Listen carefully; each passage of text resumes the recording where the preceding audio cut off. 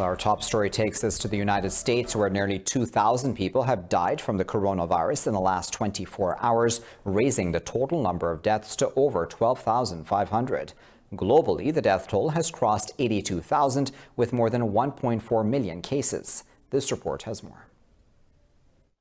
With the global number of infections and deaths increasing hourly, a slight slowdown brings hope that the worst has passed. In the U.S., New York Governor Andrew Cuomo said the numbers of daily ICU admissions and general hospitalizations declined for another day. But the state suffered its highest number of fatalities in a day, with 731 new deaths. Meanwhile, U.S. President Donald Trump has accused the World Health Organization of being China-centric. The WHO, that's the World Health Organization, receives vast amounts of money from the United States, and we pay for a majority, a biggest portion of their money. They've been wrong about a lot of things, and they had a lot of information early, and they didn't want to.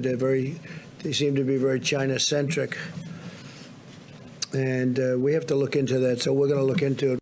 Meanwhile, a midnight light show brightens up Wuhan seconds after China ended a 2-month lockdown from the city. However, mainland China has reported 62 new cases, up from 32 a day earlier. In Europe, the UK's 10 Downing Street says Prime Minister Boris Johnson is breathing without assistance as he spent a second night in the intensive care unit. France has become the 4th country to surpass the toll of 10,000 deaths, while Spain and Italy are hoping the peak has passed. Spanish officials said over 40,000 patients have recovered from the disease. And finally, to say that more than 40,000 people have already been discharged. 40,437, and this already represents almost 30% of the reported cases, which is one of the percentages that are increasing every day.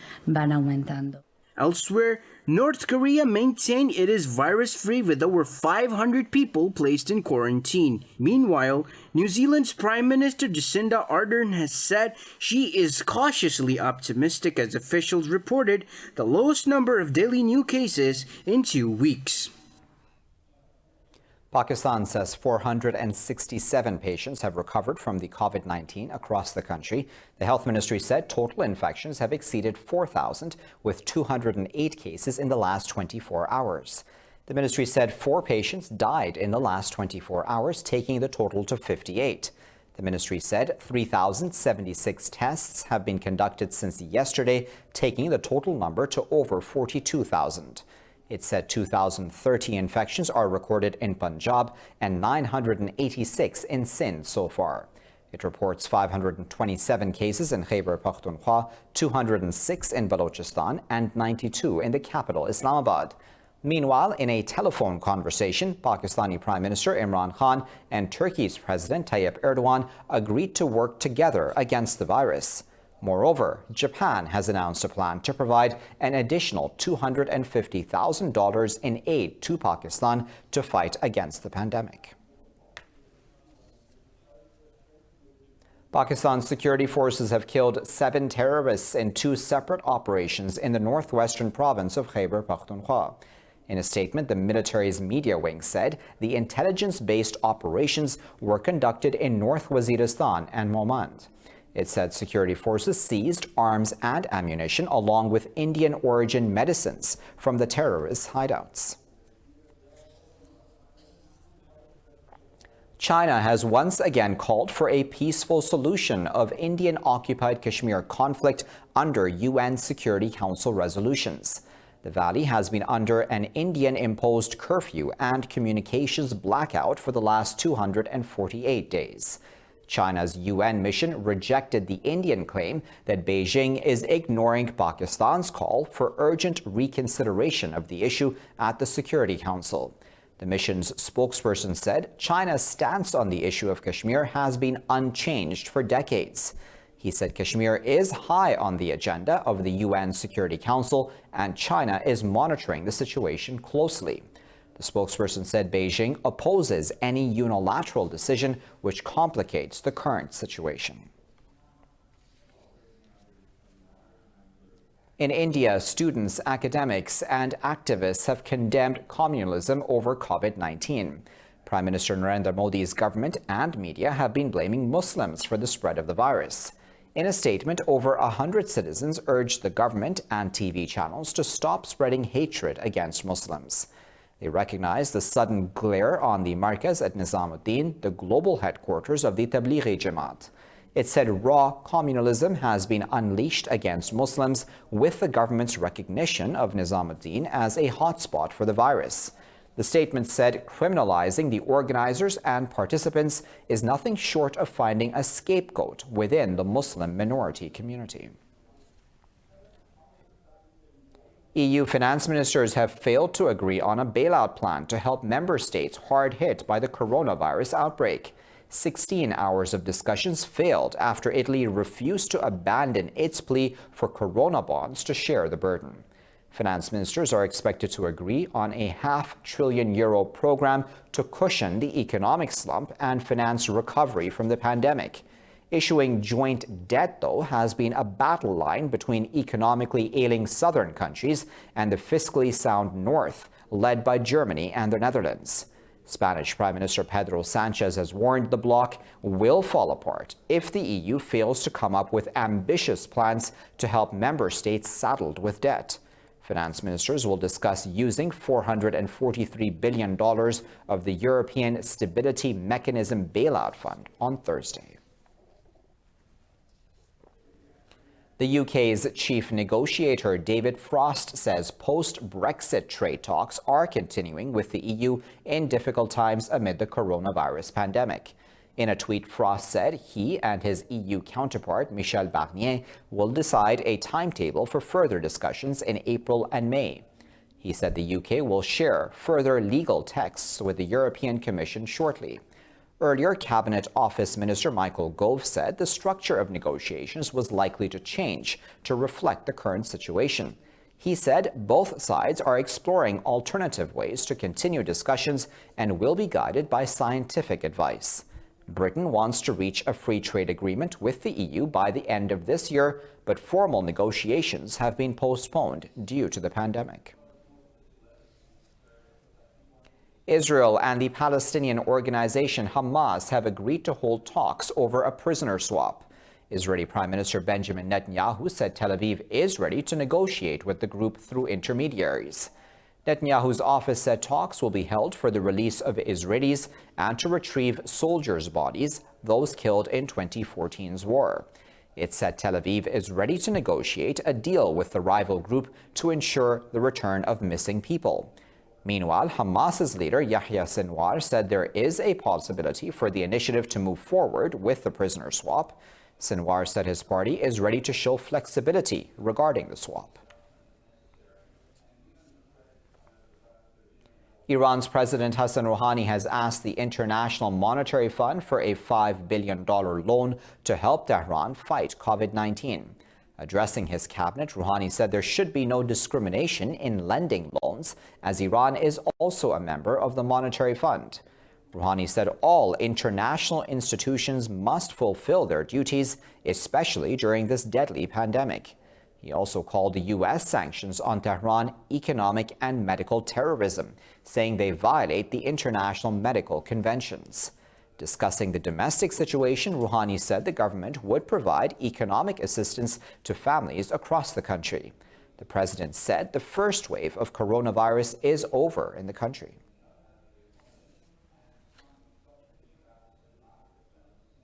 The Taliban have recalled their negotiators from Kabul after suspending prisoner exchange talks with the Afghan government. Taliban spokesman Sohail Shaheen says the Kabul administration is deliberately delaying the release of their prisoners.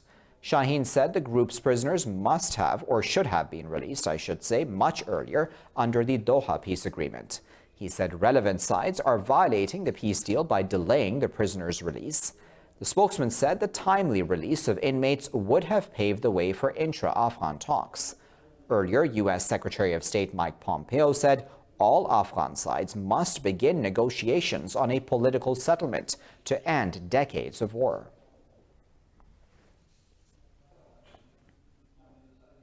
The UN has urged Sudan to coordinate with its organizations for aid efforts for the country's most poor people to fight COVID-19.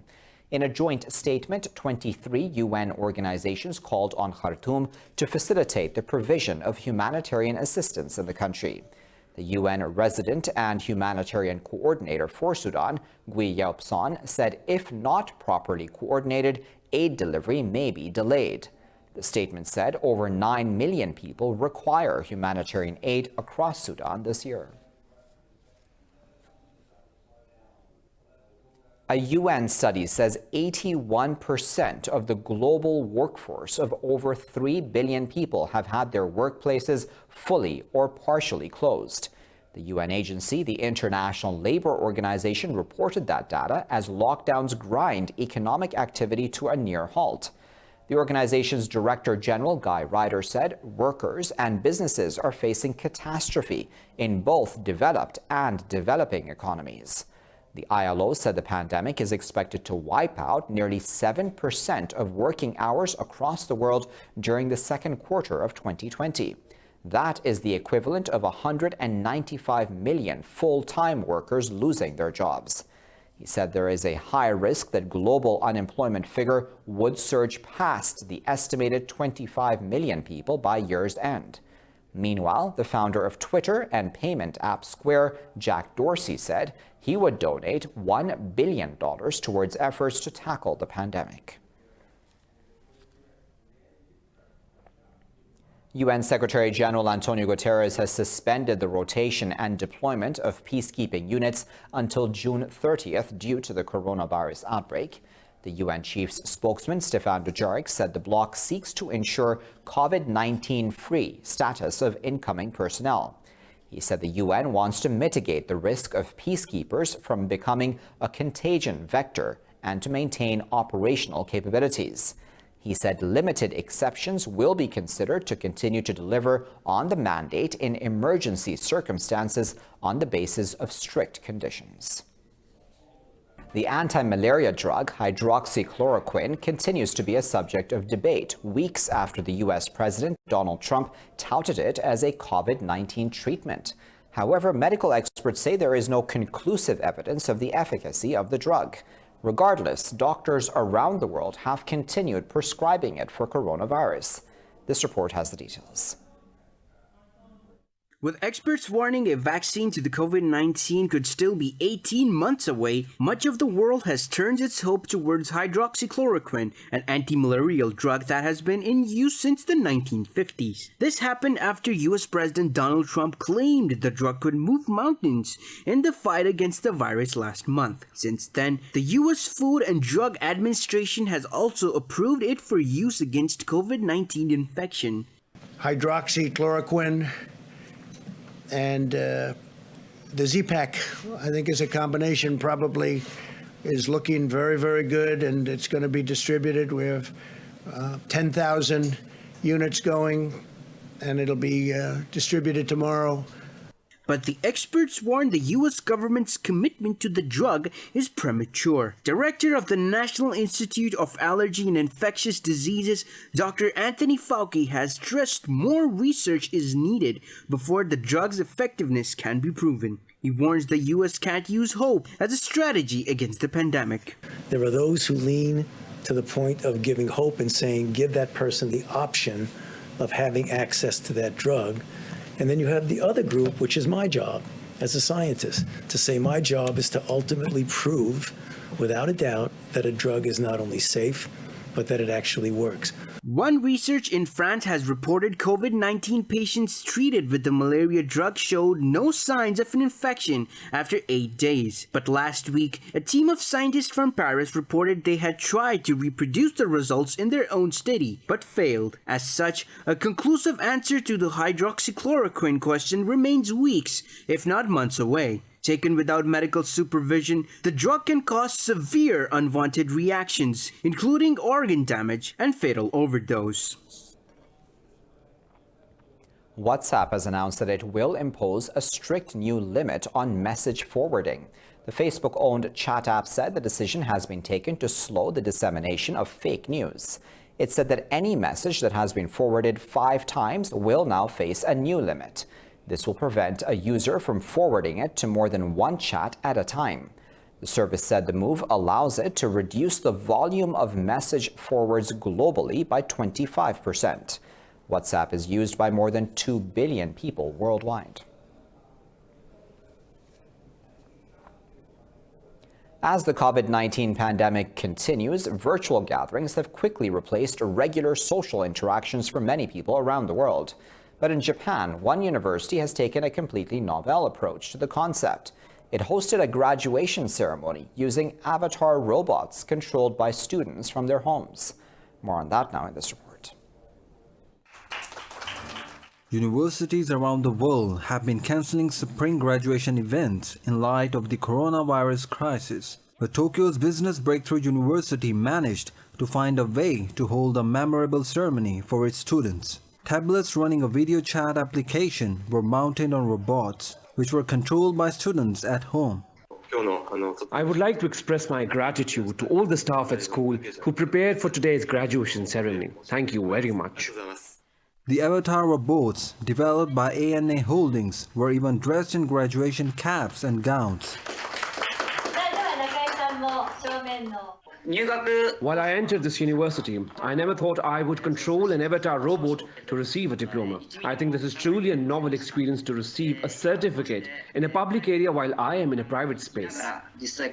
While the university couldn't fit all graduating students into the ceremony, it has still presented a model for other institutions to follow during the ongoing crisis. Stargazers enjoyed the biggest and brightest supermoon of the year in the night skies of many parts of the world. April's full moon is also known as the pink moon. Its pink name is a northern Native American reference to an early blooming wildflower. It is first seen across North America as spring begins. A supermoon happens when the moon reaches the closest point to Earth in its 27-day orbit. The beautiful scenery of the moon gave a moment of relief to those affected by coronavirus. Many parts of the world captured this significant moment.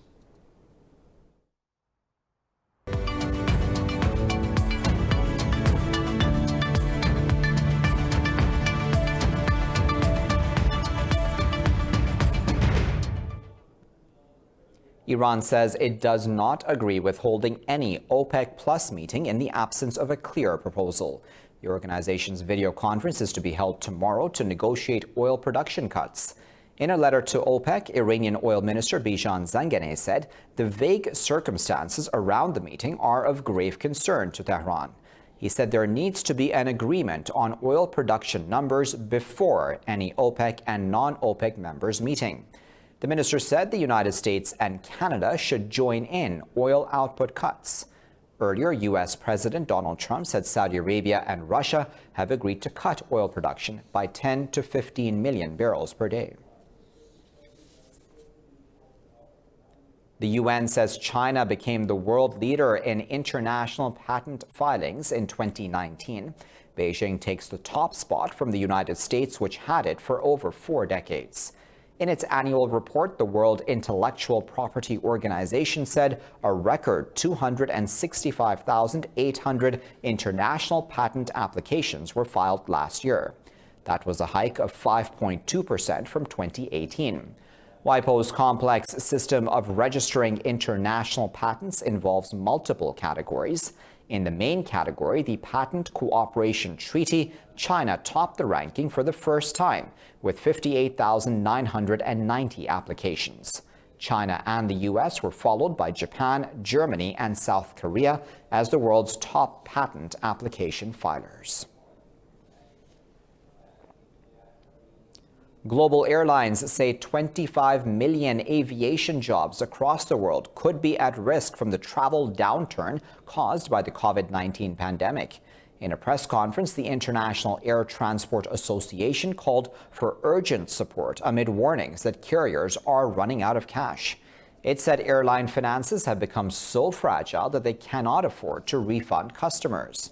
The association said nearly 3 million direct jobs in the airline sector had either been lost or furloughed. The IATA said about $35 billion of tickets were due for a refund at the end of the second quarter. Global air travel slumped by 70% in the second quarter, with European flights down 90% due to the pandemic. European stock markets have retreated after a two-day rally as optimism over an imminent recovery from coronavirus has begun to fade. The CAC 40 in Paris is trading over 1.5% lower. London's FTSE 100 has also lost over 1.5%. Insurer stocks Aviva fell by over 8%, while retailer Tesco stocks dipped 4%. Frankfurt's DAX is trading about 1% lower. In Asia, the Nikkei 225 bucked the trend, closing over 2% on stimulus announcement. Hong Kong's Hang Seng and Seoul's Kospi lost ground as well. The Shanghai Composite traded fractionally lower. Meanwhile, the international benchmark Brent crude oil price has surged over 0.5% higher, shedding early gains.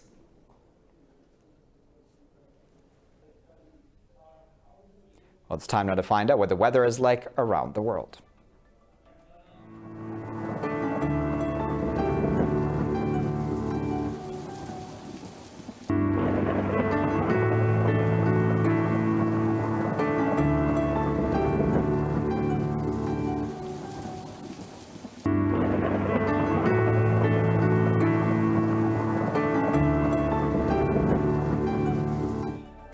There you have it. You're all caught up. Of course, for the latest updates on these and other stories, you can follow us on our social media at Indus.news. Thanks for watching.